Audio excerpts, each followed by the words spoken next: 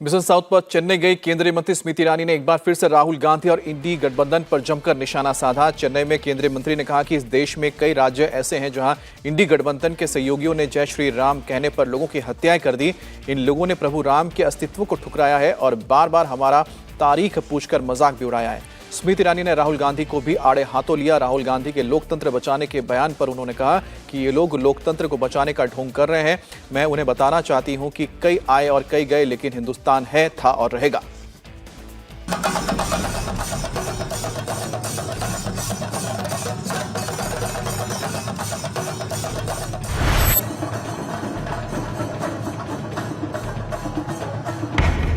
स्मृति ईरानी के हुंकार, राहुल पर आरोपों की बौछार।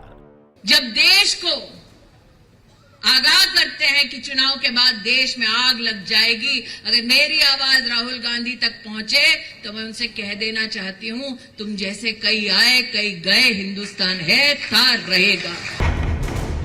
वायनाड के बाद चेन्नई, स्मृति ने सुनाई फिर अमेठी की कहानी। दीदी, वायनाड में जब पर्चा भरने गए तो मुस्लिम लीग का अपना फ्लैग छुपा दिया, क्योंकि उन्हें पता है वायनाड में चुनाव खत्म होने के बाद उत्तर भारत आना है, मंदिर मंदिर ढोंग करने जाना है। लोकसभा चुनाव प्रचार जोरों पर। पहले चरण के रण को अपने पक्ष में करने के लिए पार्टियां एड़ी चोटी का जोर लगा रही हैं, तो इन सब के बीच आरोप प्रत्यारोप का दौर भी जारी है। मेरी आवाज राहुल गांधी तक पहुंचे तो मैं उनसे कह देना चाहती हूं, तुम जैसे कई आए कई गए। केंद्रीय मंत्री और अमेठी से बीजेपी उम्मीदवार स्मृति ईरानी इन दिनों दक्षिण में चुनाव प्रचार कर रही हैं, जहां वायनाड के बाद चेन्नई में भी उनके निशाने पर राहुल ही रहे। उन्होंने कहा कि जो लोग देश और संविधान खत्म होने की बात कर रहे हैं, उन्हें मालूम नहीं है कि हिंदुस्तान है, था और रहेगा। नाम रखते हैं इंडी अलायंस और केंद्र में दिल्ली में जाकर भारत तेरे टुकड़े होने का नारा देते हैं, उसका समर्थन करते हैं। अहंकार की सीमा पार हुई जब देश को आगाह करते हैं कि चुनाव के बाद देश में आग लग जाएगी, अगर मेरी आवाज राहुल गांधी तक पहुंचे तो मैं उनसे कह देना चाहती हूं, तुम जैसे कई आए कई गए, हिंदुस्तान है, था, रहेगा। वायनाड की तरह चेन्नई में भी स्मृति ईरानी ने बीजेपी उम्मीदवार के लिए रोड शो किया, जहां काफी भीड़ उमड़ी थी। रोड शो के बाद जब संबोधन की बारी आई तो स्मृति ईरानी ने राम मंदिर के नाम पर बीजेपी का मजाक उड़ाने वालों को आड़े हाथों लिया।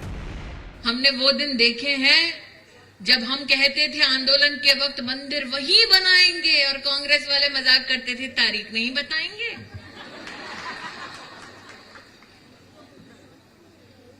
तारीख बताई, मंदिर बना और राम भक्त की आप और राम की महिमा देखो कि जिन लोगों ने एफिडेविट देकर राम के अस्तित्व को नकार दिया, राम लला ने अपने प्राण प्रतिष्ठा के समारोह में उनको भी बुलवाया। केंद्रीय मंत्री यही नहीं रुकी, उन्होंने राहुल के लोकतंत्र को बचाने वाले बयान पर भी तीखा हमला बोला। उन्होंने कहा कि कांग्रेस और इंडी गठबंधन के लोग लोकतंत्र को बचाने का सिर्फ ढोंग कर रहे हैं। ये जो चुनाव है, ये लोकतंत्र को और संविधान को बचाने का चुनाव है। एक तरफ एनडीए नरेंद्र मोदी जी जो कॉन्स्टिट्यूशन पर आक्रमण कर रहे हैं, लोकतंत्र पर आक्रमण कर रहे हैं, इंस्टीट्यूशंस को कैप्चर कर रहे हैं, और दूसरी तरफ इंडिया अलायंस जो कॉन्स्टिट्यूशन लोकतंत्र को बचाने का ढोंग करते हैं और तमिलनाडु में उन लोगों के साथ गठबंधन करते हैं जिन्होंने देश के संविधान को जलाने का पाप किया। लोकतंत्र को बचाने का ढोंग करते हैं और केरल में अपने चुनाव में आतंकवादी संगठन पीएफआई के पॉलिटिकल लीडर्स का समर्थन और उनका संरक्षण लेते हैं।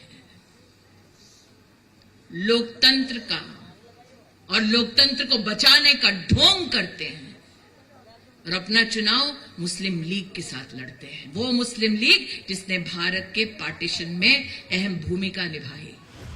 स्मृति ईरानी की तरह कांग्रेस नेता राहुल गांधी भी मिशन साउथ में जुटे हैं। स्मृति ईरानी चेन्नई में थी तो राहुल तेलंगाना के रंगारेड्डी में जनसभा को संबोधित कर रहे थे, जहां राहुल ने केंद्र की मोदी सरकार पर हमला करते हुए कहा कि इस वक्त देश में सबसे ज्यादा बेरोजगारी है, लेकिन सरकार है कि कुछ करने को तैयार ही नहीं। 40 साल से सबसे ज्यादा बेरोजगारी है, मगर तेलंगाना में तेलंगाना की सरकार ने 30,000 लोगों को सरकारी नौकरी दी है और कुछ ही समय में 50,000 और लोगों को सरकारी नौकरी मिलने जा रही है। जिसको पहले इन्फोर्समेंट डायरेक्टरेट कहा जाता था, वो आज एक्सटॉर्शन डायरेक्टरेट बन गया है। बीजेपी दुनिया की सबसे बड़ी वॉशिंग मशीन चला रही है और देश के सबसे भ्रष्ट मंत्री, सबसे भ्रष्ट नेता नरेंद्र मोदी जी के साथ खड़े हैं। इलेक्शन कमीशन में नरेंद्र मोदी जी लोग, और दुनिया का सबसे बड़ा स्कैम इलेक्टोरल बॉन्ड्स का स्कैम है। बीजेपी अब तक कर्नाटक को छोड़कर दक्षिण भारत के दूसरे राज्यों में बहुत मजबूती से चुनाव नहीं लड़ी है। हालांकि इस बार बीजेपी तमिलनाडु समेत दक्षिण भारत के सभी राज्यों में पूरी ताकत के साथ मैदान में है। तमिलनाडु की बात करें तो यहां पहले चरण में 19 अप्रैल को लोकसभा की 39 सीटों पर वोट डाले जाएंगे। बीजेपी ने यहां पीएमके के साथ गठबंधन किया है। बीजेपी 39 में से 29 सीटों पर चुनाव लड़ रही है और पीएमके 10 सीटों के साथ मैदान में है, तो दूसरी ओर कांग्रेस और डीएम के साथ हैं। तमिलनाडु में कांग्रेस 9 सीटों पर लड़ रही है।